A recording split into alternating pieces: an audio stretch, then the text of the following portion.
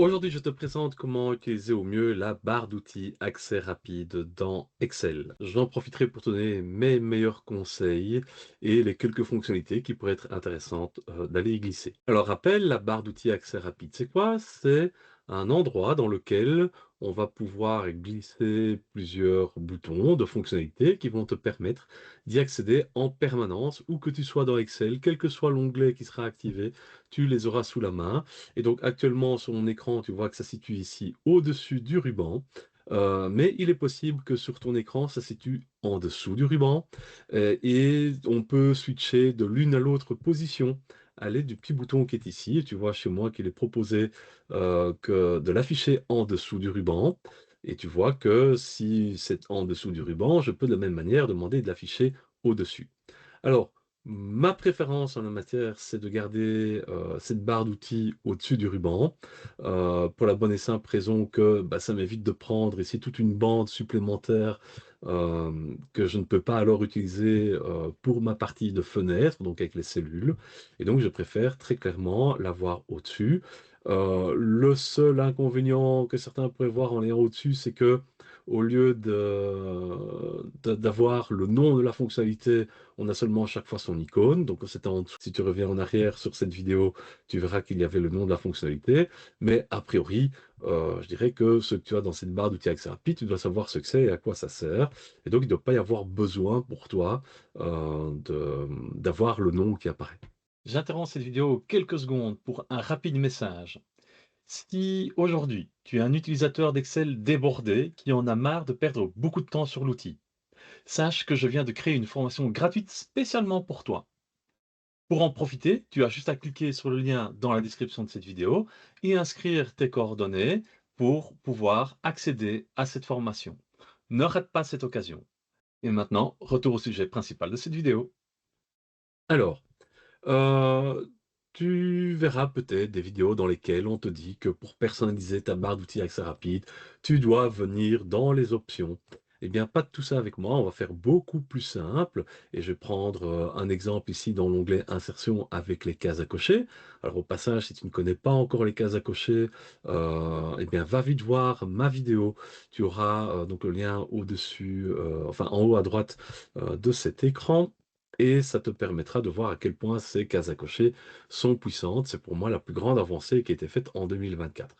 Mais bref, pour pouvoir donc, utiliser facilement le bouton de case à cocher, eh bien, quand je me mets, dessus, je fais un clic droit et tu vois que le menu me propose d'ajouter à la barre d'outils accès rapide et donc tu vois que ça me permet de venir le mettre ici au-dessus très facilement. C'est pour moi la méthode, pardon, la plus rapide pour le faire.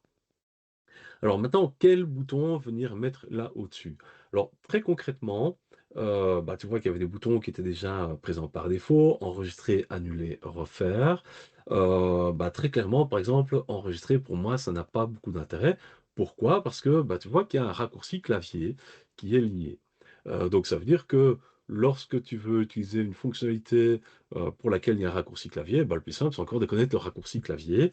Tout comme par exemple ici les tableaux. Si tu as l'habitude de suivre ma chaîne, eh bien tu sais à quel point je pousse pour l'utilisation des tableaux. De nouveau, il y a un raccourci clavier, qui existe pour les tableaux. Donc j'utilise chaque fois ce raccourci clavier plutôt que de venir mettre cette fonctionnalité ici au-dessus.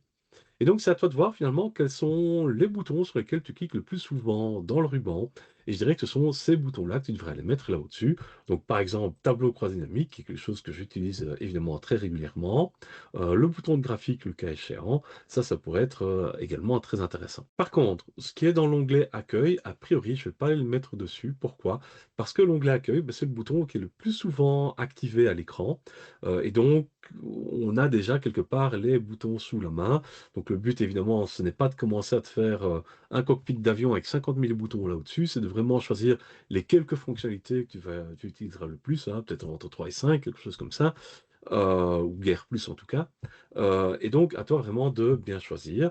Alors très clairement maintenant, puisque je le disais, si je ne veux pas, avoir un bouton là au-dessus, eh bien je peux simplement faire un clic droit pour dire que je veux le supprimer de la barre d'outils accès rapide.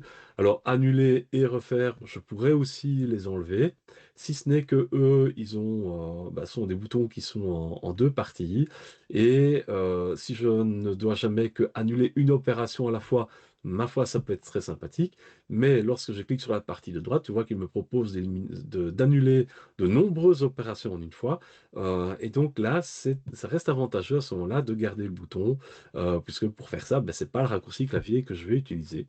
C'est la raison pour laquelle annuler et refaire, je les garde dans la barre d'outils accès rapide. Si, il y a des boutons pour lesquels tu as l'habitude d'aller chercher, dans un sous-menu, donc par exemple dans la mise en forme conditionnelle, même si elle est dans l'onglet accueil, si tu dois régulièrement utiliser, par exemple, effacer les règles de la feuille entière ou des cellules sélectionnées, eh bien tu vois que pour ne pas aller chaque fois dans le menu complet, tu pourrais tout à fait prendre un élément de ce sous-menu et venir l'ajouter ici au-dessus, et tu vois que ici il est apparu. Bon, le bouton est un petit peu particulier ici, voilà, mais donc tu peux tout à fait venir, jouer avec ça ici et au passage, dans les autres options, tu pourrais aller plus loin dans la personnalisation, mais ça, en fait, ça t'amène dans les options, donc ce sera pas forcément, super, super utile, à moins que tu ne veuilles changer les icônes, mais a priori, pour ça, il y aura pas beaucoup d'intérêt. Je t'invite à me dire en commentaire si tu utilises déjà, comme il se doit, cette barre d'outils accès rapide. Ça m'intéresse d'ailleurs de savoir quel bouton tu as décidé d'y mettre. Ça peut donner des idées éventuellement aux autres personnes qui regarderont cette vidéo. Je te rappelle également qu'évidemment la barre d'outils accès rapide existe dans les autres programmes dits classiques comme Word, PowerPoint ou Outlook. Et donc pense également à personnaliser la barre d'outils accès rapide dans ces programmes. Ça pourrait évidemment te faire gagner beaucoup de temps également. Je t'invite aussi à liker, partager cette vidéo. Au plus tu interagis avec moi, évidemment, au plus ça me permet de mettre ma chaîne en avant. Et puis, c'est toujours bon pour le moral de savoir que tu as apprécié mon travail. Personnalise donc ta barre d'outils accès rapide dès que possible. Maintenant, c'est à toi de jouer.